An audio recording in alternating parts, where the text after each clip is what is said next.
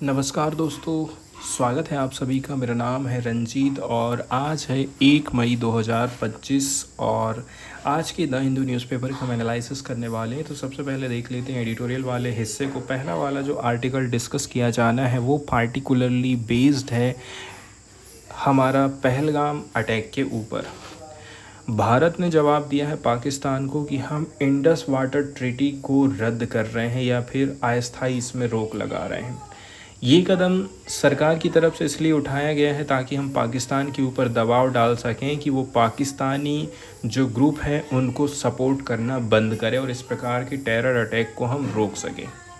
तो पाकिस्तान के खिलाफ एक मजबूत कदम के तौर पर जब द रेजिस्टेंस फ्रंट के आतंकवादियों ने जम्मू और कश्मीर के पहलगाम में 26 टूरिस्ट की हत्या करी, तब भारत की कैबिनेट कमेटी ऑन सिक्योरिटी ने यह डिसीजन लिया कि इंडस वाटर ट्रीटी ऑफ 1960 को तत्काल प्रभाव से हम अभ्यांस करते हैं, मतलब स्थगन या फिर निलंबन में रख रहे हैं।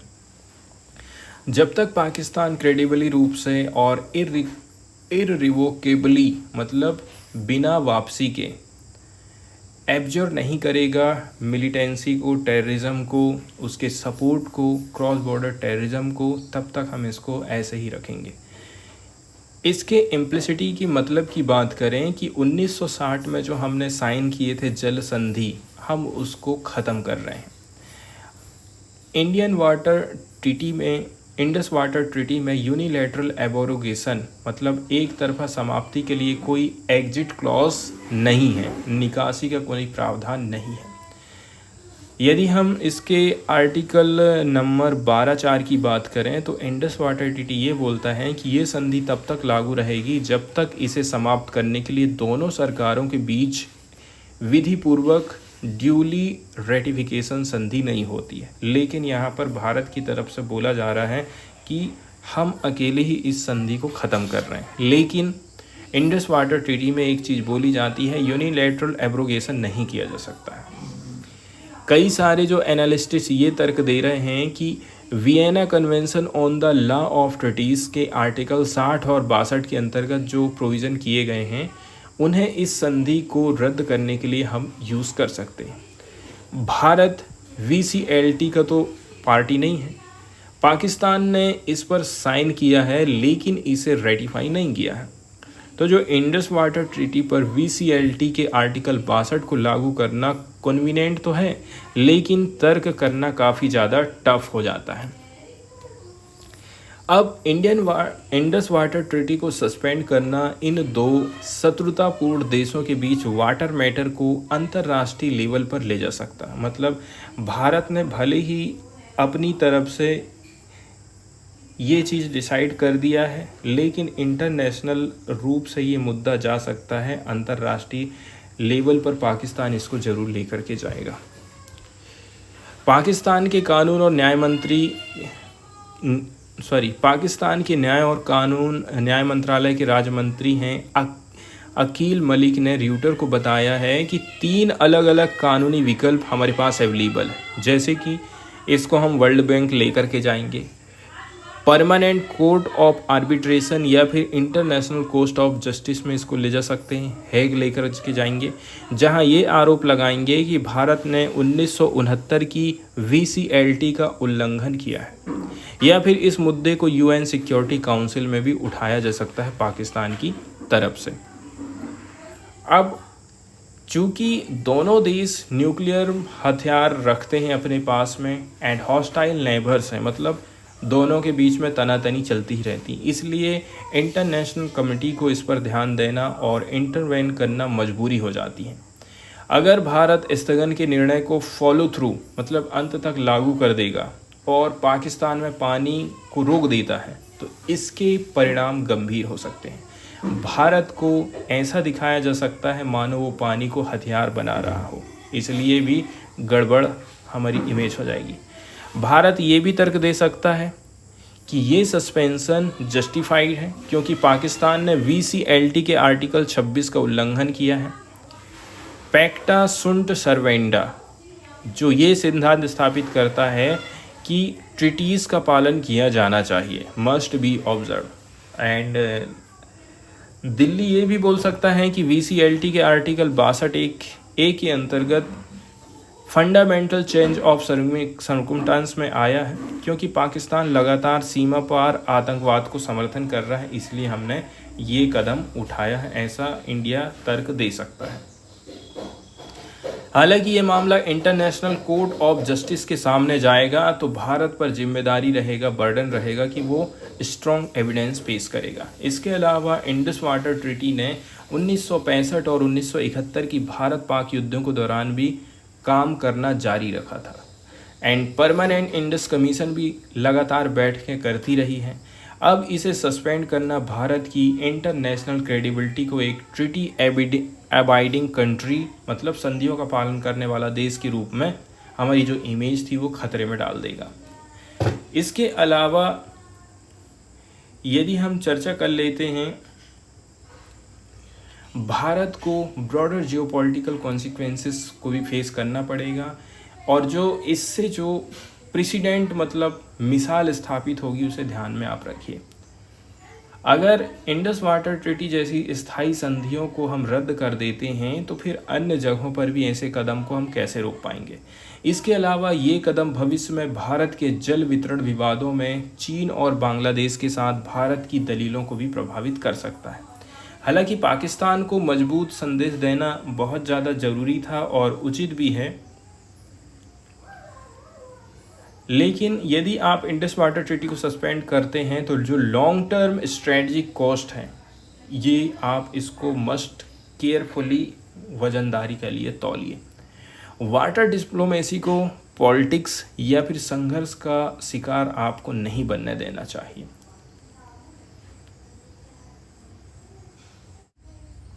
नेक्स्ट वाला जो एडिटोरियल यहाँ पर हम डिस्कस करने वाले हैं दोस्तों, ये पार्टिकुलरली डोनाल्ड ट्रंप पर बेस्ड है। डोनाल्ड ट्रंप के प्रेसिडेंट बनने से पहले ही दुनिया में बहुत सारे चेंजेस एंड अनसर्टेनिटी हमें देखने को मिली थी। ये अनसर्टेनिटी सिर्फ एक देश में नहीं थी बल्कि कई सारे रीजन में, जैसे चाहे वो इकोनॉमी हो, पॉलिटिक्स हो, इन्वायरमेंट हो और टेक्नोलॉजी, सब क्षेत्र में हमें परिवर्तन देखने को मिला। दुनिया में बहुत कुछ बदलाव तेज़ी से हो रहे थे, जैसे कि नई टेक्नोलॉजी, एग्जांपल के तौर पर आर्टिफिशियल इंटेलिजेंस, ऑटोमेशन, जो पुराने जॉब और सिस्टम को बदल रही थी, इसे कहते हैं डिसरप्टिव टेक्नोलॉजीज़। साथ ही अलग अलग देशों के बीच तनाव भी बढ़ रहा था, जैसे कि हम बात कर लेते हैं US चाइना, रशिया यूक्रेन, ये सारी चीज़ें देखने को मिली थी। इसको बोलते हैं जियोपॉलिटिकल टेंशन। इन सब के कारण हमको ये लग रहा था कि आगे चल कर के और भी ज़्यादा स्थिति गंभीर हो सकती है। लेखक का कहना है कि इतनी बड़ी ग्लोबल उथल पुथल पहले शायद कभी भी हमें देखने को नहीं मिली। ये स्थिति हाल के इतिहास में अनप्रेसिडेंटेड मतलब अभूतपूर्व है। 1945 से अमेरिका खुद को दुनिया का सबसे बड़ा लोकतंत्र कहते रहा है, लेकिन जब अमेरिका के अंदर ही हमको अस्थिरता देखने को मिल जाएगी, जैसे कि रेशियल यहाँ पर जातिगत भेदभाव भी है, पॉलिटिकल डिवीज़न भी है, डेमोक्रेट वर्सेस रिपब्लिकन और ट्रस्ट में गिरावट भी है। ट्रंप के कार्यकाल में अमेरिका ने चाइना जैसे देशों पर इंपोर्ट टैरिफ लगाए। ये टैरिफ वार न सिर्फ चाइना को नुकसान पहुंचाएगा बल्कि अमेरिका की खुद की इकोनॉमी को भी नुकसान दे रहे थे, जैसे कि higher prices and uncertainties. Trump की इकोनॉमिक पॉलिसीज़ को कुछ लोग ट्रंपो इकोनॉमिक्स कहते हैं। उन्होंने इमिग्रेशन कानून सख्त कर दिए, मतलब जो अवैध रूप से रह रहे हैं उनको आउट कर दो। हमारे देश के रिसोर्सेज को खा रहे हैं, नौकरी को खा रहे हैं ये लोग, इनको भगाओ, जिससे फॉरेन स्टूडेंट और स्किल्ड वर्कर्स को अमेरिका आने में मुश्किल पैदा हो गई है। इससे अमेरिका खुद ही इकोनॉमिक और इनोवेशन में पिछड़ जाएगा। अब ट्रंप के आने के बाद यूरोप की स्थिति तो और भी ज़्यादा हालत ख़राब हो गई है। नेटो को लेकर के अमेरिका अभी भी अनिश्चित है, इससे यूरोप को काफ़ी असुरक्षित महसूस हो रहा है। उन्होंने कहा है कि हमें अपनी सेफ्टी खुद ही करना है। यूक्रेन युद्ध और रसिया के खतरे ने भी यूरोप को चिंता में डाल दिया है। अब मिडल ईस्ट, जिसको हम वेस्ट एशिया बोलते हैं, इसकी हालात और भी ख़राब है। इजराइल और गाजा में हिंसा बढ़ते जा रही है। ईरान, सीरिया और लेबनान में अस्थिरता बनी हुई है। ये इलाका लगातार वायलेंस और इनस्टेबिलिटी से फंसा हुआ है डोनाल्ड ट्रंप के आने के बावजूद। सीरिया में सिविल वार और बाहर से दखल जैसे कि रसिया, टर्की एंड US की वजह से ये देश पूरी तरह से ख़त्म होने के कगार पर है। इससे वहाँ का शासन कमज़ोर हो गया है और लोग माइग्रेशन या फिर कट्टरपंथ की तरफ भागे जा रहे हैं।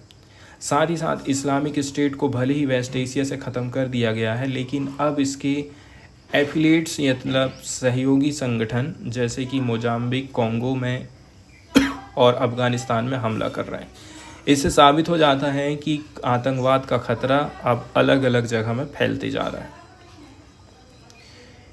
इसके बाद एशिया में भी कुछ अनदेखी हो रही है। दुनिया के ध्यान अभी भी एशिया के कई सारे संकटों से हटा हुआ है। जैसे अफ़गानिस्तान में तालिबान की वापसी हो गई है, वहाँ पर वुमेंस राइट एंड एजुकेशन ख़त्म हो गए हैं। पाकिस्तान में टेररिज्म और पॉलिटिकल इनस्टेबिलिटी बढ़ती जा रही है, लेकिन इन पर कोई ध्यान नहीं देता है। इसको बोलते हैं strategic neglect. China and Taiwan के बीच में भी कॉन्फ्लिक्ट बढ़ते जा रहा है और कभी भी बड़ा युद्ध हो सकता है। चाइना अपनी मिलिट्री और नेवल पावर को इंडियन ओशियन और उस पैसिफिक ओशियन में फैलाते जा रहा है, जिससे इंडिया, जापान और अमेरिका सबको टेंशन हो गई है। इंडिया और चाइना के बीच में हाल में लद्दाख पर समझौता ज़रूर हुआ है बॉर्डर को लेकर के, लेकिन ये सब दिखावा है। असल में देखा जाए चाइना अभी भी एग्रेसिव तरीके से आगे बढ़ रहा है और इंडिया को इससे सतर्क रहने की ज़रूरत है। कंक्लूज़न में हम ये बोल सकते हैं कि दुनिया आज मल्टी लेयर्ड क्राइसिस से जूझ रही है। डेवलप्ड कंट्रीज़ में भी अस्थिरता है, जैसे चाहे यूएसए हो चाहे यूरोप हो। मिडल ईस्ट और एशिया में हिंसा और आतंकवाद बढ़ते जा रहा है। चाइना जैसी शक्तियाँ तेज़ी से उभर रही हैं, इसलिए भारत जैसी डेवलपिंग और स्ट्रेटजिक कंट्री को बहुत सावधानी से स्ट्रेटजी और फॉरेन पॉलिसी के साथ आगे बढ़ने की ज़रूरत है। न्यूज़ वाले सेक्शन की तरफ यदि हम देखें तो ये वाली जो न्यूज़ आई है, पार्टिकुलरली भारत और पाकिस्तान के बीच में जो टेंशन चल रहा है, इस दौरान अमेरिका की तरफ से जो पहला बयान जारी किया गया है ऑफिशियली, उसको यहाँ पर बताया जाता है। अमेरिका ने भारत और पाकिस्तान से बोला है कि वे पहलगाम टेरर अटैक के बाद आपसी जो तनाव है, टेंशन को, इसको एस्केलेट ना होने दें, बढ़ावा ना दें। ये बात अमेरिका के यूएस स्टेट डिपार्टमेंट मतलब विदेश विभाग ने मंगलवार को बोला है। वाशिंगटन कश्मीर की स्थिति को लेकर के भारत और पाकिस्तान दोनों से संपर्क कर रहा है और उन्होंने बोला है कि स्थिति को एस्केलेट नहीं होना देना चाहिए। ये बात स्टेट डिपार्टमेंट के प्रवक्ता टैमी ब्रूस ने बोली है। पाकिस्तान के प्राइम मिनिस्टर शहबाज शरीफ को बुधवार शाम अमेरिका के विदेश मंत्री मार्को रूबियो का फ़ोन कॉल आया था। ये जानकारी शरीफ के कार्यालय ऑफिस ने एक बयान में दिया है। तो ब्रूस ने कहा है कि मिस्टर रूबियो जल्द से जल्द दोनों देशों के विदेश मंत्रियों से बातचीत करेंगे। शरीफ ने भारत पर आरोप लगाया, बोला भारत पर उत्तेजक और भड़काऊ व्यवहार का हमको एग्रेसिव नज़रिया देखने को मिला है एंड अमेरिका से बोला है कि वो भारत पर दबाव बनाएं कि वो अपनी भाषा और रवैये में नरमी लाए, डायल डाउन द रेटोरिक, और जिम्मेदारी से रिस्पॉन्सिबली तरीके से व्यवहार करे। ये बात बयान में जोड़ी गई है। पाकिस्तान के सूचना मंत्री अताउल्लाह तारण ने बुधवार को बोला है कि देश के पास विश्वसनीय खुफिया जानकारी है कि भारत अगले 36 घंटों में सैन्य हमला कर सकता है। भारत के फॉरेन मिनिस्ट्री ने इस पर तत्काल कोई प्रतिक्रिया नहीं दिया है एंड मिस्टर रूबियो अन्य नेताओं और विदेश मंत्रियों को इस मुद्दे पर संबंधित देशों से संपर्क करने के लिए प्रोत्साहित कर रहे हैं, ऐसा स्टेट डिपार्टमेंट की प्रवक्ता ने बोला है। तो हम उस क्षेत्र में हो रही हर गतिविधि को क्लियरली देख रहे हैं और हम भारत और पाकिस्तान की सरकारों से संपर्क में हैं। केवल विदेश मंत्री लेवल पर ही नहीं बल्कि कई लेवल पर हम ये काम कर रहे हैं। हम सभी पक्षों को एक जिम्मेदार समाधान के लिए मिलकर के काम करने को बोल रहे हैं। दुनिया इस पर नज़र रखे हुए है, उन्होंने ये भी जोड़ा। जब उनसे पूछा गया कि पाकिस्तान के रक्षा मंत्री ख्वाजा आसिफ ने ये क्यों कहा कि हम अमेरिका का गंदा काम कर रहे हैं, डर्टी वर्क कर रहे हैं, तो ब्रूस ने बोला इस समय मैं केवल यही कह सकती हूँ कि अमेरिकी विदेश मंत्री दोनों देशों के फॉरेन मिनिस्टर से बात करने जा रहे हैं। जैसे कि मैंने पहले से कहा है कि हर दिन कोई ना कोई कार्रवाई की जा रही है। इस मामले में स्टेट सेक्रेटरी ऑफ स्टेट सीधे अपने काउंटर पार्ट से भारत और पाकिस्तान में बात कर रहे हैं और हम ये कह सकते हैं कि उनकी बातचीत का इम्पैक्ट वही होगा जो पहले रहा है और निश्चित रूप से प्रेसिडेंट डोनाल्ड ट्रंप की लीडरशिप में भारत और पाकिस्तान के बीच ये बातचीत बहुत ज़रूरी है, ऐसा ब्रूस ने बोला था। ट्रंप ने 26 अप्रैल को क्या बोला था? भारत और पाकिस्तान के बीच हमेशा से तनाव रहा है और ये दोनों देश किसी न किसी तरीके से आपस में समाधान निकाल ही लेंगे। अगली वाली जो न्यूज़ यहाँ पर हम देखने वाले हैं दोस्तों, ये particularly right to life and liberty से जुड़ी हुई है।